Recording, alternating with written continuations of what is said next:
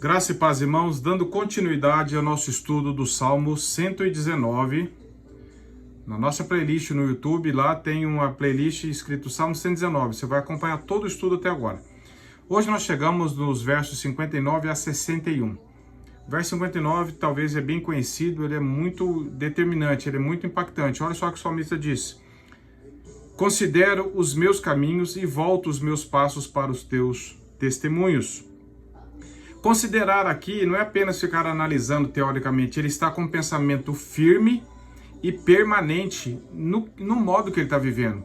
A Bíblia sempre nos diz para nós nos examinarmos, para nós refletirmos à luz da palavra de Deus como nós estamos vivendo. O insensato não gosta. O insensato ele gosta de ir vivendo. Vai vivendo de qualquer jeito, sem pensar, sem refletir, sem considerar, sem ponderar, sem ter um padrão objetivo que é a palavra de Deus. Mas não é o caso do cristão, não é o caso do salmista. A grande lição que nós temos aqui é que o salmista vinha demonstrando que ele estava estudando, amando a palavra de Deus. E a grande lição aqui, preste atenção nisso, é que enquanto o salmista estuda a palavra de Deus revela os seus próprios caminhos, os seus próprios pecados e a sua própria necessidade da graça de Deus e de arrependimento. E aí já fica uma aplicação. Quando você e eu, quando nós estudamos a palavra de Deus da forma correta, em temor, em oração, em reverência, sempre ela vai mostrar o que nós temos que corrigir, sempre. Se você e eu estudamos a Bíblia a vida inteira e sempre queremos corrigir os outros, nunca a Bíblia tem algo para nos corrigir, alguma coisa está totalmente errada. Creia nisso. Qual foi a última vez que você e eu estudando a Bíblia, nós falamos, preciso considerar isso, me arrepender e tomar uma direção oposta e pedir a Deus graça para isso? Quando foi? Isso indica se nós estamos no caminho certo ou não. Não haverá necessidade disso se eu estiver lendo a Bíblia para os outros com o coração soberbo, orgulhoso, aí não tem necessidade de arrependimento. Eu acho que está tudo bem. Eu leio a Bíblia pensando no outro, eu leio a Bíblia considerando a vida do outro. Mas o salmista diz, eu considero os meus caminhos. Porque a Bíblia é um espelho, ela reflete o que nós estamos fazendo e ela nos guia também. Então Davi sabia que não vivia de forma perfeita. Você não vive e eu também não. Ninguém vive. Mas quantos de nós possivelmente estamos lendo a Bíblia e falando, não, comigo está tudo bem. Eu estou certinho no padrão de Deus. Isso é um terrível engano, isso é um coração orgulhoso. A função da palavra de Deus, se nós lemos lá em Tiago 1, 23 a 25, é como espelho, refletir a nossa própria necessidade de Cristo.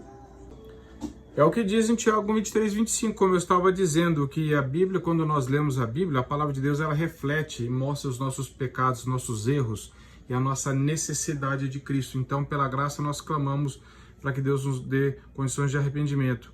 E Spurgeon diz assim, abre aspas, a ação sem pensamento é loucura, o pensamento sem ação é preguiça. Pensar cuidadosamente e então agir prontamente é uma feliz combinação. É isso que Davi fez. Ele pensou e agiu porque tinha pensado à luz da palavra de Deus. Não ficou só procrastinando, tendo remorso, se lamentando enquanto continua no mesmo caminho. E no verso 60 o salmista diz assim, apresso-me e não me detenho em guardar os teus mandamentos. Veja, que o arrependimento que ele falou no verso 59 é real, porque ele está falando assim, Senhor, eu voltei os passos, eu quero me apressar a ter aquela comunhão com o Senhor, restaurar a comunhão com o Senhor, apressar no sentido de voltar a amar o Senhor. O Senhor me traz de volta para o caminho da santidade e da obediência de novo. Sabe aquele caso que você está viajando com a família de noite e você tem a impressão de que o caminho está errado, de repente você tem certeza, e você fica lamentando que pegou o caminho errado, mas continua indo em direção a ele, isso não é arrependimento, se você tem retornos para fazer. É isso que o salmista está falando. A partir do momento que Deus mostrou que eu estava errado, eu quero considerar a luz da palavra de Deus e apressar para voltar para o caminho da obediência. Isso é um exemplo, isso é um lado visível do arrependimento. Rapidez no arrependimento e na obediência são coisas excelentes, diz Spurgeon. Porque muitas vezes nós somos rápidos para pecar, mas muito lentos para confessar e abandonar o pecado. E Spurgeon diz que a demora no pecado resulta no aumento do pecado. Ser lento para obedecer aos mandamentos é, na realidade, infringi-los, ele disse. É muito sério isso.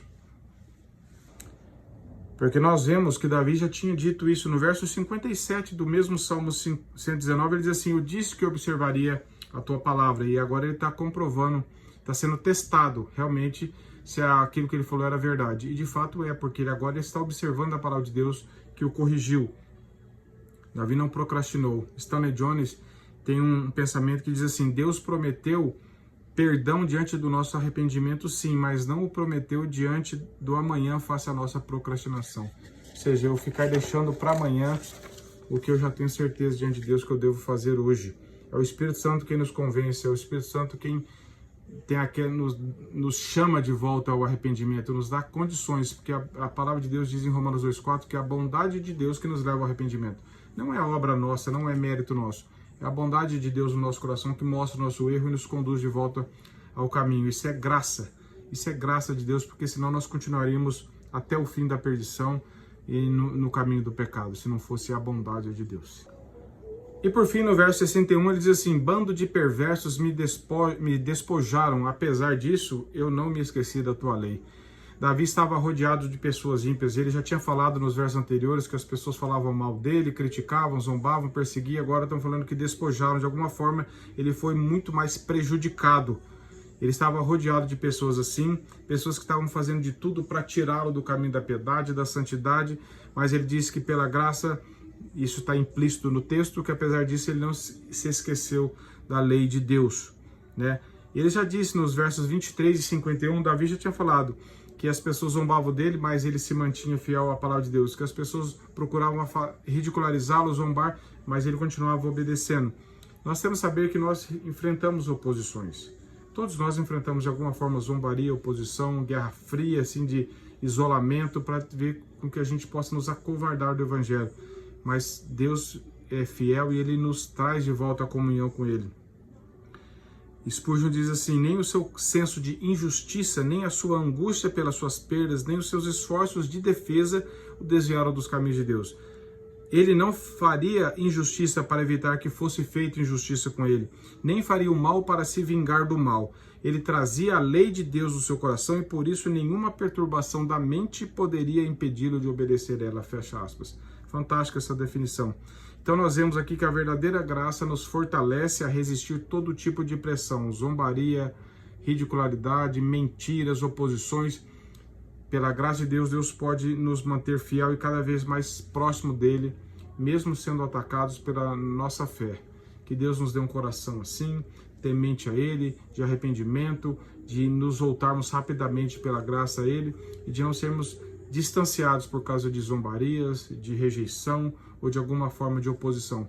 Que só pela graça de Deus ele nos persevera, ele persevera por nós e ele nos mantém no caminho. Amém? Compartilhe essa mensagem para nos ajudar a compartilhar o Evangelho. Deus te abençoe.